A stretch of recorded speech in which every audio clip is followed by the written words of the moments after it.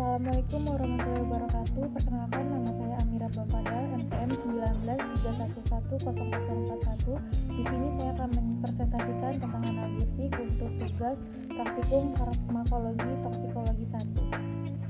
Nyeri. Definisi nyeri yang dibuat IASP yang berbunyi nyeri adalah pengalaman sensorik dan emosional yang tidak menyenangkan akibat kerusakan jaringan, baik aktual maupun potensial atau yang digambarkan dalam bentuk kerusakan tersebut.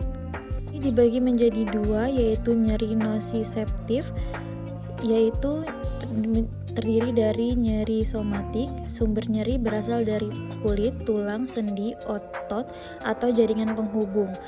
Nyeri visceral berasal dari organ dalam seperti usus besar atau pankreas.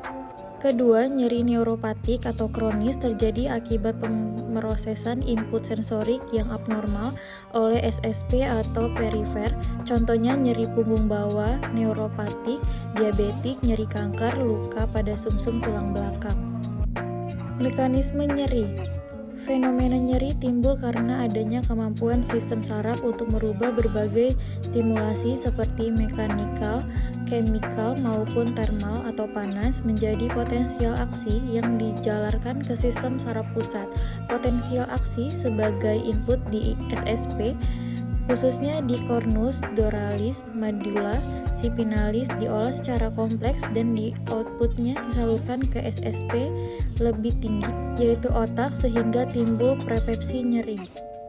Tujuan penata kelaksanaan nyeri yaitu mengurangi intensitas dan durasi keluhan nyeri, menurunkan kemungkinan berubahnya nyeri akut menjadi gejala nyeri kronis yang persisten, mengurangi penderitaan dan ketidakmampuan akibat nyeri, meminimal reaksi tidak diinginkan atau intoleransi terhadap nyeri, meningkatkan kualitas hidup pasien dan mengoptimalkan kemampuan pasien untuk menjalankan aktivitas sehari-hari.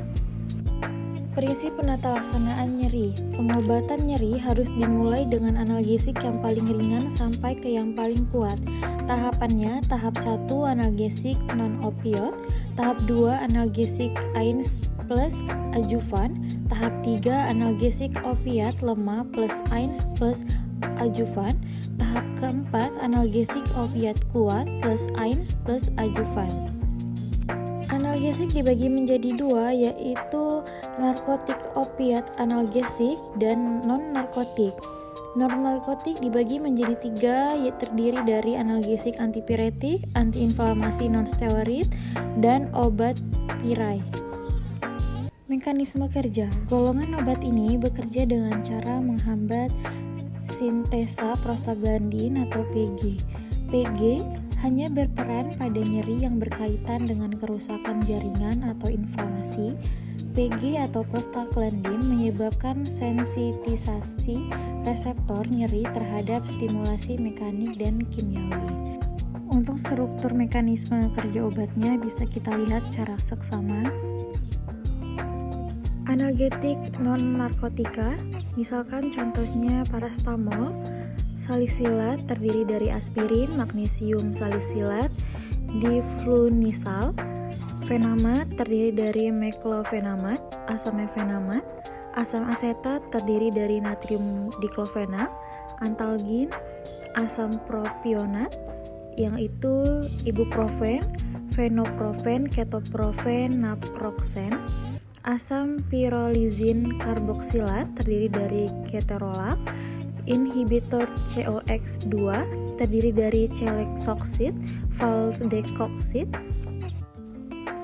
Misalkan parastamol atau acetaminophen, yaitu berfungsi sebagai analgetik dan antipiretik yang baik, menghambat pembentukan prostaglandin secara sentral namun tidak di jaringan, sehingga tidak berefek sebagai antiinflamasi, tidak memiliki efek antiplatet, efek samping ringan dan jarang, relatif tidak menyebabkan gangguan lambung. Dosis besar yaitu 6-12 gram dapat menyebabkan kerusakan hati. Pada dosis terapinya merupakan pilihan yang paling aman bagi banyak kondisi kesehatan termasuk anak-anak dan ibu hamil atau menyusui.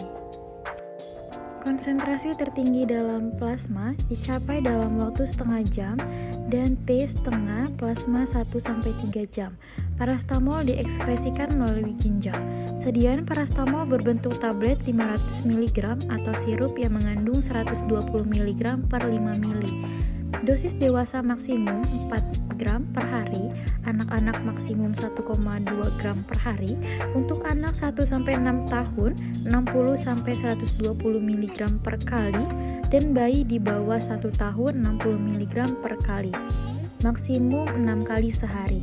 Nama dagang parastamol adalah Sanmol dari PT Sanbe, Panadol dari PT Sterling, Sistenol dari PT Dexamedica, Palmol dari PT Interbat, Otopan dari PT Oto, Pirek dari PT Novel Pharma, dan masih banyak lagi.